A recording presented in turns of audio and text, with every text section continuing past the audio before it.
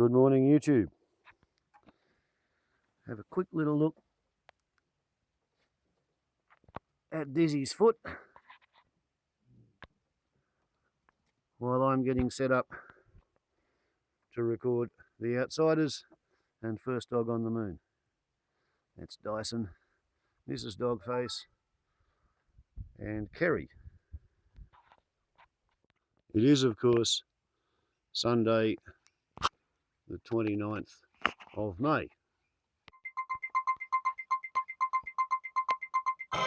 Time now for Outsiders. I'm Barry Cassidy, and you're not. How true. Joining us this morning, Miriam Robin. She's media reporter for Crikey. Professor John Langmore is a former Member of Parliament, Labor, 1984-1996, a former political advisor.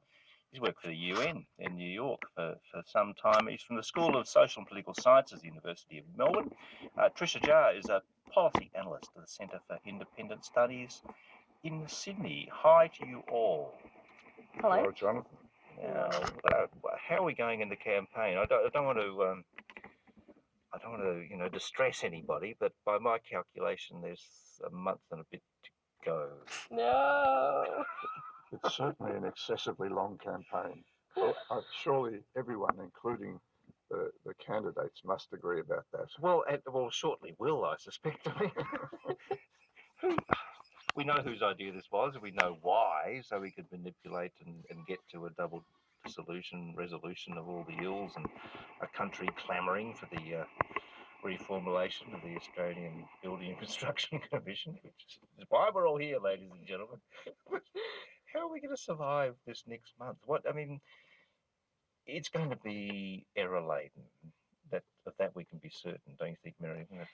Well, I'm sure everyone is getting to be exhausted. I mean, the leaders have been travelling around non-stop for 3 weeks, and they'll keep doing so. And surely it'll be error-laden. Surely it'll become more error-laden as we go on. Tricia, did you hear Matthias Corman, Finance Minister's, rousing recommendation of his leader this week?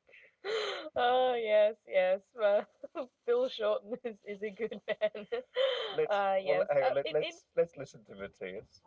Bill Shorten is very caring and very much in touch, and Bill Shorten every single day is promoting our National Economic Plan for Jobs and Growth, which is, of course, exactly what Australia needs. Beautiful, wasn't it, Tricia? Yeah, clearly it was a joke, because, he's saying that Bill Shorten is promoting jobs and growth by committing lots of spending and talking about fairness. I mean, that's clearly what he meant, right? Is that right? It's not just that he's got, a baby at home and has been, running himself ragged across the country. So the finance minister is delving into deep irony. Is that what you're saying?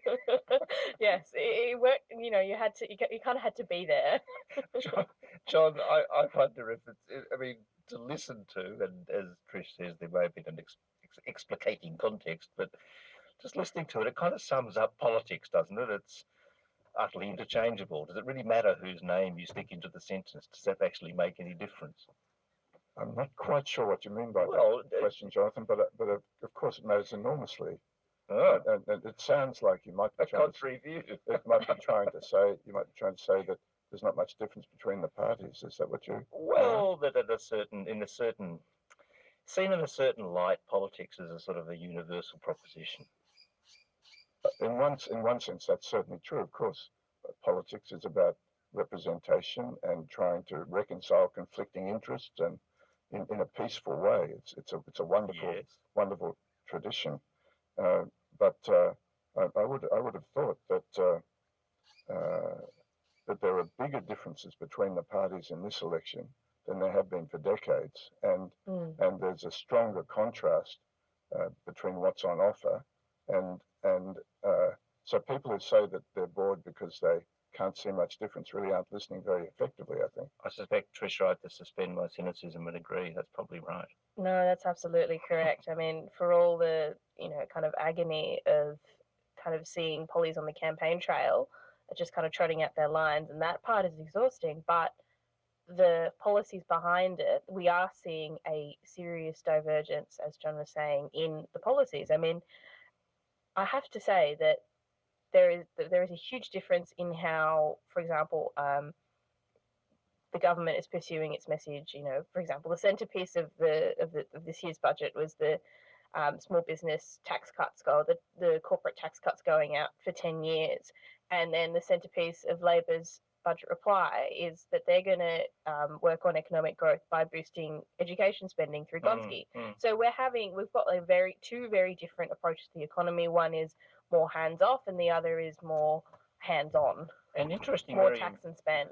Interesting, Miriam, too, that as Trish points out, both big ideas push out, way into the future. That we've often accused politics of short-termism, but here we have two parties talking about this sort of decade-long, even longer in terms of education proposals. Yeah, I mean, it's, in theory, of course, you'd want political parties to be thinking long-term, thinking about nation building, but I just kind of get a little uncomfortable with that just because of how much change there's been in leadership and political parties over the past 10 years. I mean, what were we doing 10 years ago? We had John Howard as Prime Minister still, and yet somehow things that are, cost things that are put in place now or policies that are put in place now are seriously being considered. Like there's any chance that we're going to be still talking about them in 10 years' time. I mean, I don't know if it's just a cost of the current volatility of politics, but I'm just a little bit, I don't know, I just kind of fail to get excited by that kind of thing. John, I mean, that's the point, isn't it? I mean, there's a country which has had 5 prime ministers since 2007.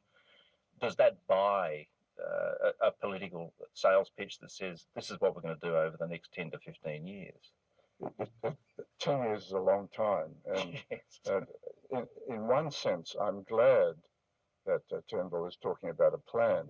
I do think it's important to plan ahead, to think ahead, to try and forecast what the problems might be and how you'll address them. I mean, this is what we'd like, isn't it? This is what we would want government That's to do. what we would want governments to do. And the idea of planning for employment and growth is great.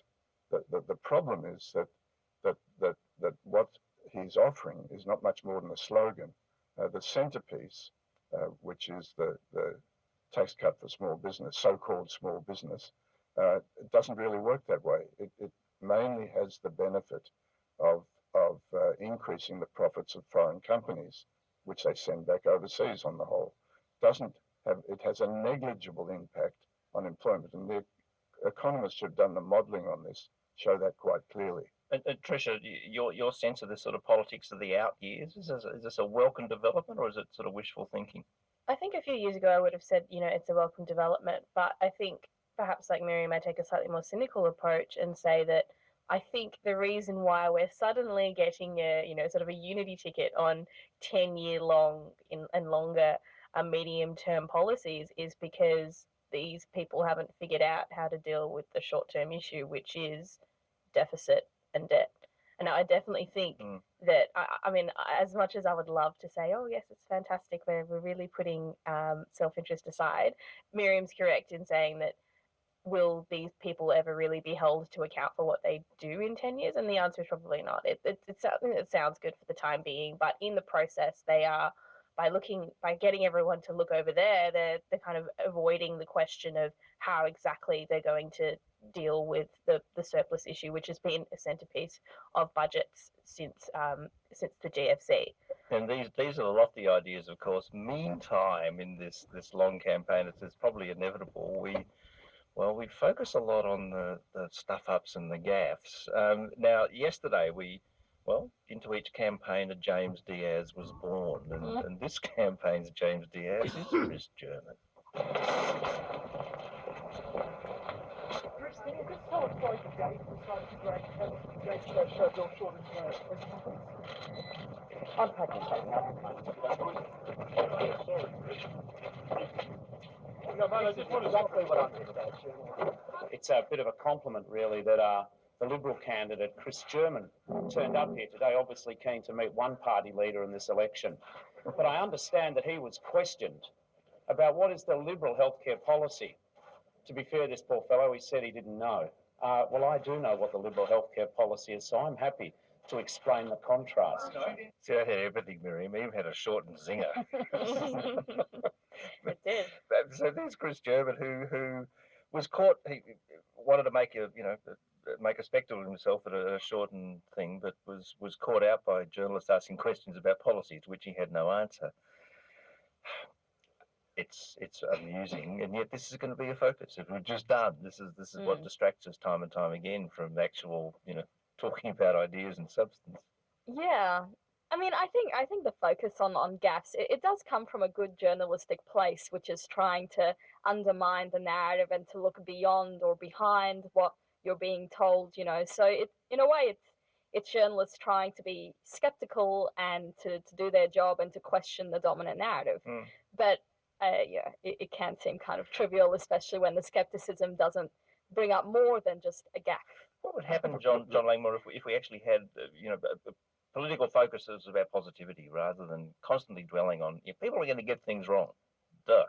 I think that's the lesson that Labor has learned, and if you listen to Shorten's budget reply, about half of it was a critique of the budget, and half of it is what Labor would do instead. And I think that's it was the same with Bowen's address at the press club on Friday. He was partly critical of Morrison, but partly saying what Labor would do. And by the way, at the top of what they would do was keep the AAA credit rating. So he was very concerned about the short term as well as the long term. Tricia, that debate on Friday between the Treasurer and the would-be Treasurer was a really interesting conversation, and maybe a sign of what we could get to if we just had bright people trying to have an honest exchange of ideas. Yeah, I think that one of the problems is that obviously with the gaffe focus is that we tend to avoid kind of discussing the real issues that kind of sit behind them. But I think that Treasurer's debate was quite impressive. I can only hope that the future leaders' debates are as edifying. Yeah, this evening ABC TV 7:30. Oh, yeah, check local guides for details. I think it has potential, isn't it? I mean, it's an interesting moment of this campaign that we'll finally get the leaders in a coherent setting rather than an RSL in front of 100 people. This will be a bit more focused. Journalists sort of popping the questions and so forth. Yeah, I'm really curious as to how it'll go. I mean, I think if you'd asked anyone like 6 months ago, they would have said, "Oh, Turnbull will do brilliantly. He's such a good orator. He'll be, so persuasive." But I think since then we have seen Labor come up with a sort of very serviceable, very stable and coherent message, and Turnbull has been perhaps not doing quite as well and waffling a little bit, and Be yeah, really interesting we'll to see how it goes. put them face to face. That was a good moment for Bill Shorten before. I'm not sure that this one from earlier in the week was his finest work. Barnaby Joyce is the guy's name. Barnaby Jones. That's not Bill Shorten. This might be, though. I'm a big fan of the American Alliance, and my party is very supportive of the Australia-America Alliance. So whatever they bowl up, we'll work with. Let me be really clear. But I got in trouble on the campaign trail for saying what I think. I think Donald Trump's views are just barking mad. John Langmore, it's kind of unhelpful. I mean, there's a lot of people think that. I'm sure that the Prime Minister thinks that. But as a potential Prime Minister, do you say that? Yes, I think it was exactly the right thing to say. Of course, it's not diplomatic, but of course it's an accurate statement of what he and the great majority of Australians think, and Australians are often being critical about politicians not saying what they think. I think Bill was picking up directly what we would want him to say. Which, Tricia, takes us to extend the thinking about Donald Trump for a moment. I mean, with the sort of that vague sense of ennui we have about politics in this country, it's writ large in America, but I wonder, is it a matter of time before we have a Trump-like campaign in Australian politics? And who might that be? I think there are a number of structural factors which preclude that. I mean, different political systems and such, but I think the main thing that kind of Trump is speaking to, and he is one side of a coin that we are seeing in different countries of the world, and that is, I think that is a form of populism, whether it's kind of left-wing populism or more right-wing populism, and that's kind of taken force in various countries around the world. Countries that have been more hard hit by economic change and by things like the GFC, less so in Australia. But if we do go down that path, I think that we will begin to see kind of a bit more strongman politics and a bit more, I'm going to fix this. And to an extent, we had that with Clive Palmer, but whether or not that ever kind of moves on to one of the major parties, I think we'll have to see. Okay, back with a new movie because we're on the upload limit.